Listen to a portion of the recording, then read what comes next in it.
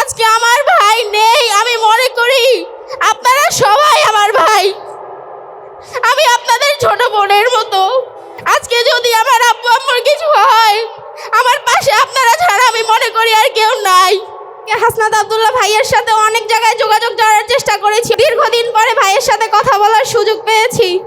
ভাইয়া, আপনার কাছে আমার একান্ত অনুরোধ, আমি আপনার ছোট বোনের মতো।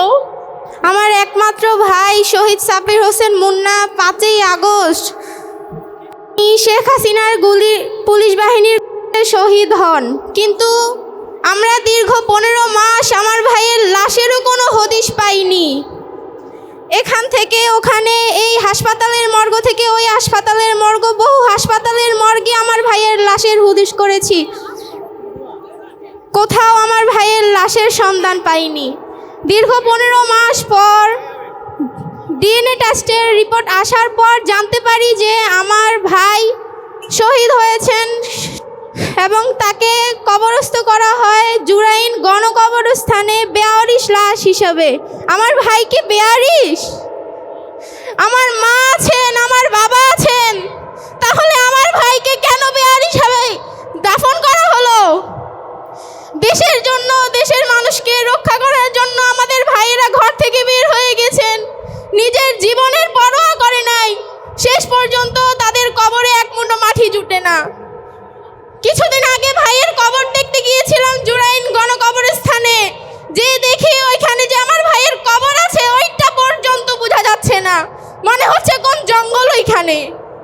নিজ হাতে পরিষ্কার করে দিয়ে আসলাম ভাইয়ের কবর, কবরটা ভেঙে গেছে, মাটিরও অভাব। এই ছিল আমাদের ভাইদের শেষ ঠিকানা। কবরে এক মুঠো মাটি পর্যন্ত পাইনি। বিভিন্ন দফতরে গিয়েছি ভাইয়ের লাশের জন্য। শেষ অবস্থায় যখন ভাইয়ের লাশ পেলাম, দেখলাম ভাইয়ের কবরে এক মুঠো মাটি দেওয়ার মতো কেউ নাই, কবরটা ভেঙে গেছে। 6 মাসের অধিক হয়ে যায় আমার ভাইয়ের নাম গ্যাজেটে অন্তর্ভুক্ত করার জন্য। কত জায়গায় দৌড়াদৌড়ি করেছি আমি আর আমার মা। শেষ পর্যন্ত আমার মা অসুস্থ হয়ে গেছে, আমার মারও অনেক সমস্যা হয়ে গেছে। ভাইয়া হারানোর পর মা খুবই ভীষণভাবে অসুস্থ হয়েছে, বাবা তো অসুস্থ আগে থেকেই। আপনাদের কাছে আমার প্রশ্ন, আমরা আর কত দৌড়াদৌড়ি করলে, কত আর্তনাদ আপনাদের কাছে করলে আপনারা আমাদের আর্তনাদগুলো শুনবেন? কত আর্তনাদ করলে আপনারা আমাদের আর্তনাদগুলো শুনবেন? 6 আগস্ট 5ই আগস্ট ঘর থেকে বের হওয়া যায় না, বের হয়েছি ভাইয়ের লাশের জন্য, কোথাও পাইনি।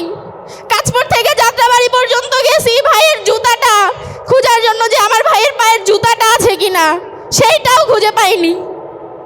শেষমেশ 15 মাস পরে যে ভাইয়ের লাশটা দেখলে একটু শান্তি লাগতো মনে, সেই লাশটাও দেখতে পারিনি। ঠিকানা পেয়েছি ভাইয়ের কবরের, ওইখানে যেয়ে দেখি আমার ভাইয়ের কবর ভাঙা, কবরে মাটিও দেওয়া হয়নি ঠিক মতো। এই কি ছিল আমাদের ভাইয়ের শেষ ঠিকানা? আমাদের ভাইয়ের শেষ পরিণতি কি এরকম হওয়ার কথা ছিল? যেই ভাইয়েরা জীবনের পরোয়া করে নাই, রাস্তায় বের হয়ে গেছে, সেই ভাইয়েদের কি এরকম হওয়ার কথা ছিল? কত দৌড়াদৌড়ি আর কত জায়গায় গেলে আপনারা আমাদের আর্তনাদগুলো শুনবেন? আপনাদের কাছে একটু প্রশ্ন, আর কত আর্তনাদ করতে হবে?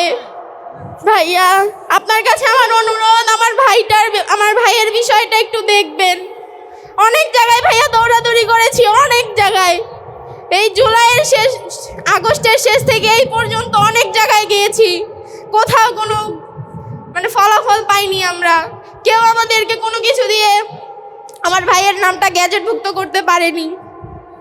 আপনার কাছে অনুরোধ ভাইয়া, আমাদের বিষয়টা একটু দেখেন, আমার ভাইয়ের গ্যাজেটভুক্ত করার বিষয়ে আমাদেরকে একটু সাহায্য করেন, এবং আমাদের ভাইয়েদের আত্মার মাগফিরাত কামনা করছি। যারা আহত ভাই আছেন তাদের সুস্থতা কামনা করছি। এই বলে আমি আমার বক্তব্য শেষ করতেছি। আসসালামু আলাইকুম।